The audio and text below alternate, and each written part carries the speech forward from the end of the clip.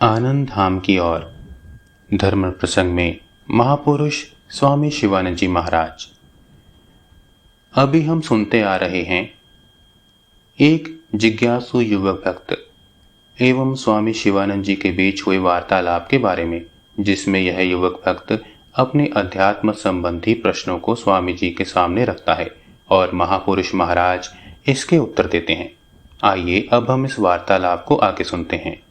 अध्याय 1, पृष्ठ संख्या 5, बेलूड़ मठ, अक्टूबर 1918।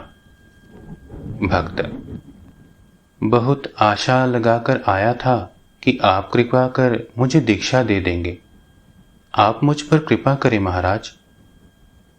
महापुरुष जी: बच्चा, तुमसे तो कहा ही है कि दीक्षा के संबंध में अभी तक ठाकुर के पास से कोई आदेश नहीं मिला है।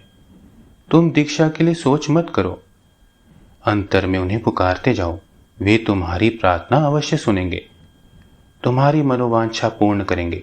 तुम्हें जब दीक्षा लेने की आवश्यकता होगी तब वे ही सब कुछ ठीक कर देंगे, यह निश्चय समझ लो।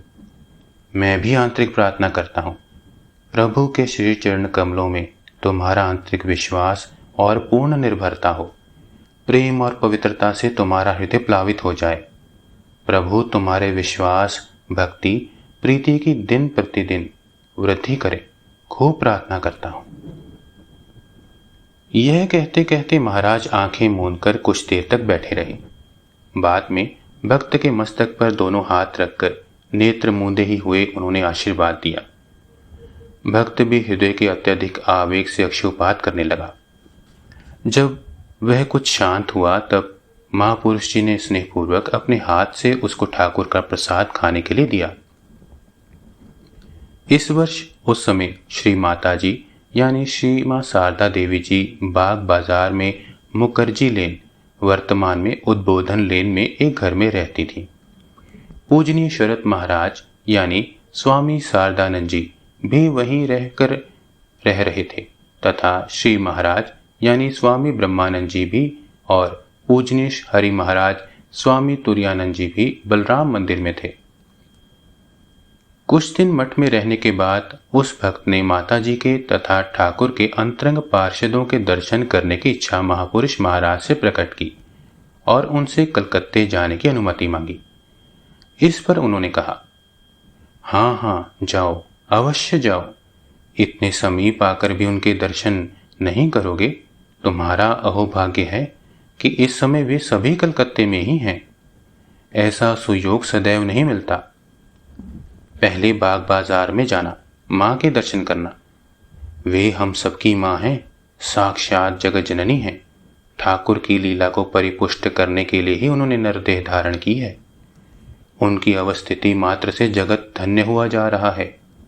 माँ को हम लोग कोई भी नहीं समझ सके। उनका भाव इतना गंभीर है कि उनको कौन समझ सकता है। वे अपने को बिल्कुल पहचानने नहीं देती। साधारण गृहस्थों के घर की स्त्रियों के समान रहती हैं। सभी कार्य अपने हाथ से करती हैं, भक्तों की सेवा करती हैं। कौन कहेगा कि वे साक्षात भगवती हैं? ठाकुर ने मुझसे एक दिन कहा था, यह जो मंदिर में माँ है और यह नौबत की माँ, दोनों अभिन्न हैं। माँ को प्रणाम करके उनके समीप भक्ति विश्वास की प्राप्ति के लिए खूब प्रार्थना करना। उनके प्रसन्न होते ही जीव को मुक्ति सब मिल जाती है। उद्बोधन में शरत महाराज भी रहते हैं, माँ के महावीर सेवक। उनके भी दर्शन करना। उनसे कहना तो वे तुरंत माँ के दर्शन करा देंगे। माँ का आशीर्वाद लेकर बाद में बलराम मंदिर में जाना। वहां पर महाराज रहते हैं, हरि महाराज भी हैं।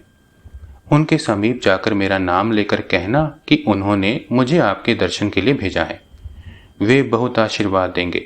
महाराज हैं ठाकुर के साक्षात मानस पुत्र। उनका आशीर्वाद पाने पर समझना कि ठाकुर का ही आशीर्वाद पाया है।